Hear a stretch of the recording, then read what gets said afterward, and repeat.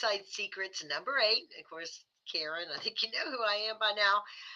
So here's the thing that I want to make sure you understand, and this really, really applies most directly to that the pre-seed and seed stage for traditional angels. For those that are thinking about doing crowdfunding investing, it's not you're not going to really have this role with the companies because it's on a platform and there's a whole nother level of filters between you and having the relationship. But if you're investing in a community in businesses you own, and as you start to make yourself aware, and particularly if you use one of the our strategies of creating income while you're building your profitability blueprint, you're building your portfolio following the angel profitability blueprint, you're going to know your founders.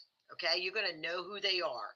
And so, a true measure of compatibility between you and a founder you know, if it's at a pre-seed stage where they're pitching to you, or it's an existing company that's in the community that you're wanting to invest in, then you're going to need to be compatible.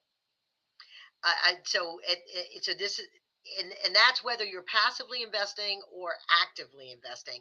You need to be compatible with them at the seed stage, because one of the things that a company should be looking for when they're at that very early stage is to get doors opening up, advice, more than that's the definition of a compassionate capitalist, right? Where they invest time, knowledge, resources, and money into entrepreneur endeavors to bring innovation to the market, create jobs, and create wealth for all those involved. And so that means that they're mentoring the company as well. So, is the number 8, here I'll read it to you. True measure of compatibility at the seed stage is the entrepreneur coachable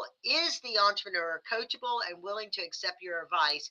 Or do they merely have an expectation that you're going to invest because you have the means to invest and therefore should? Just because you're rich, go ahead, invest like you're a sugar daddy or something with a sugar mama. The smart investor must learn to balance the emotional obligation of a personal request from someone you are directly connected to who ask you to invest, with the very real possibility of losing the money you're invested. So one of the things that I advise on investors when they start working with me is and part of the reason why we have the um, the tools and the resource that helps you create sort of your your avatar of what you're looking for, your thesis, your investment thesis, so that you've got your own filter to, angel investors and angel groups have the filter of the coordinator, right? But when you know it, it's your cousin, it's your neighbor, a person at work, it's whatever, and they find out you're an angel investor, they just want you to invest because you know them. And you have to have if you have a clean list of what it is that you expect to see that fits your thing, you can be very forthright that says, you don't fit my expectations, you don't fit the profile of what I'm trying to build right now. But also be honest with them on what it is that they need to do, because one of the things is the flip side of this. So, serious angels that are in the business of investing and are very seasoned, they expect an entrepreneur at the pre-seed stage, at the idea kind of stage, to have um, raised capital from what they call friends and family. And so, this is kind of what you're talking about with friends and family, in that they have to be coachable on that. So, because when a business angel is investing, they want to know, they usually have just met that person for the first time. They just met that founder. They're just developing that relationship. There is no trust in there. There's only the presentation of what they're doing for a business.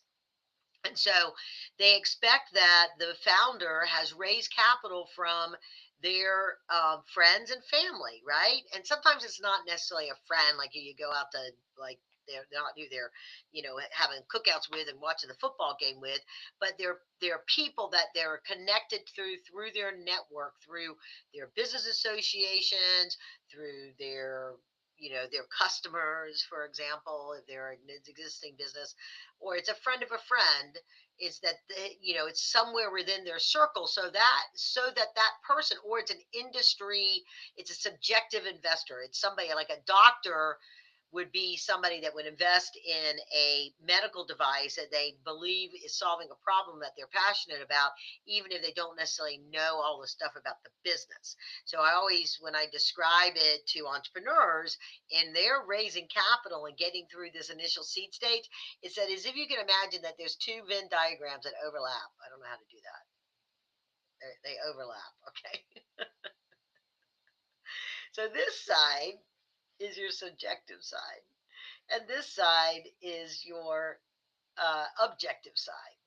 Business investors in the business of investing, they know they're going to invest in 10 companies, put however many hundreds of thousands of dollars worth. Okay. Subjective are your people that invest because of the industry, friends, and family. So they're either, and so a entrepreneur, when they're first learning to raise capital, has to go all the way through. You're starting out as subjective, but eventually you got to get all the way up to only objectives. And somewhere in the middle where it overlaps is where you find the business angels that you're also connected with. But every business angel has war stories as to why they don't invest in this or that or the other thing, because they've lost money when they made an emotional decision. So one of the most important things and what this particular secret addresses is to not lose sight of their emotion. Now, every investor, myself included, has made an investment based off of emotion. And 90% of the time that we make an investment off of emotion, we regret it because it clouds our judgment on things that should be objective criteria, right? The objective criteria of why it is you believe they're solving the problem you want to see solved, and you believe they know how they're going to make money at it, and therefore you make money.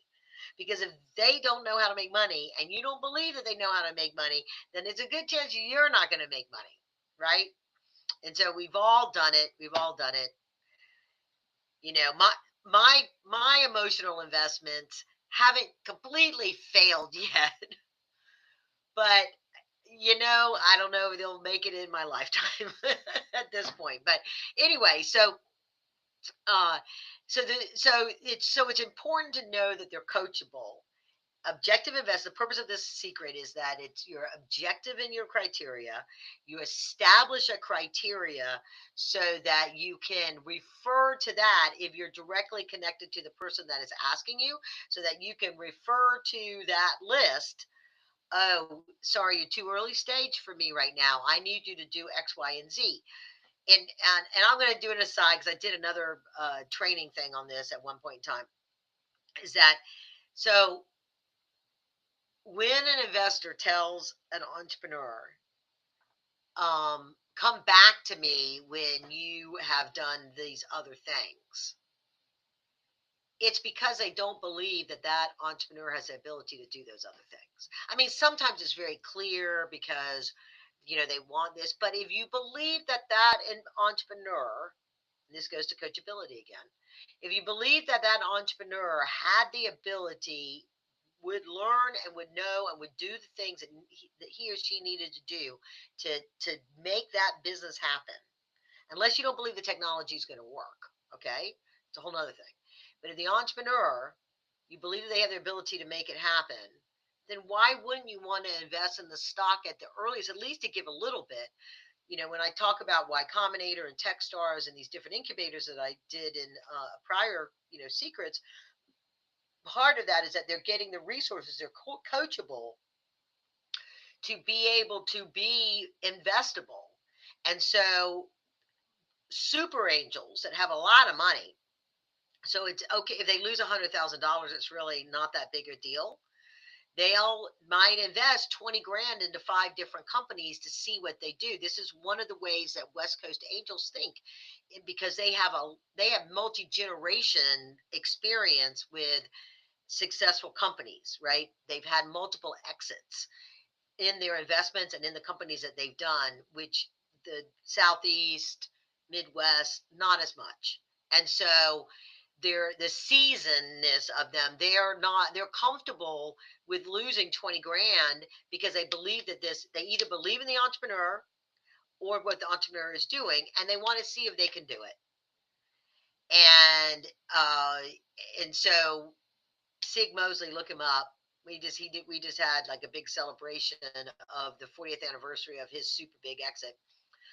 And he has exited 80% positive exits of 80% of his investments out of like hundreds. Okay, that has made some change, and um, it was really interesting to hear some of the people that I think of as super angels now were some of the when they were in their 20s, he invested in them, and they've gone on to do that. And they remember making payroll when they had to call him up as their super angel and a mentor, somebody because they were coachable, and say, "Hey, I'm going to have trouble making payroll," and he would give them a check that they would pay back because they were in revenue, but they had to float it for a minute, right? And so that's the kind of relationship when you're at that very seed stage. Now, when a company grows and they're beyond that and they've got angel networks involved, or you're looking at them from a Reg A plus standpoint, or an interstate exemption where the company is has an existing location and they're expanding into a second location, or they have an ongoing business that they're now, like say it's in some kind of consumer goods and they're manufacturing, they're bringing manufacturing back into the United States and they need some money. They're bringing out a second product. They need some money that can't be done by the bank. It's more than what the bank will provide, and they're going to investors to do that. So in that particular case, you're going to know that person, but they're going to be a later stage. They're going to have different attributes.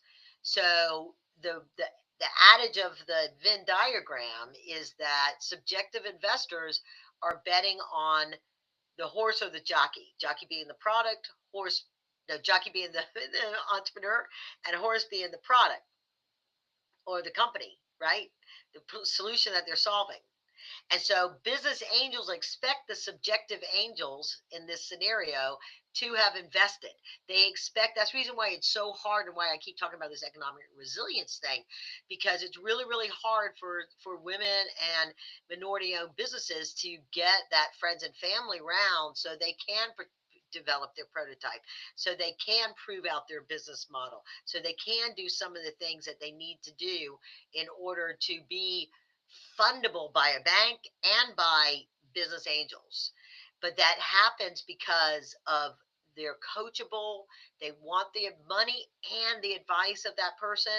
And bottom line on this, if that person doesn't seem to be, and this is what that's what the business angel says, if I don't trust that entrepreneur, I don't know that entrepreneur well enough to trust that they're going to do what they say and say what they're going to do, and they're going to work really hard, and they're going to feel beholden to me for giving them that money, that it's not just some kind of, scratch and win lottery ticket, then they're going to they're going to be very responsible, conservative, conscientious about my money. Then I trust them and I will invest in them, and that comes back to the coaching, right? So with that, onwards and upwards. See you on the next one.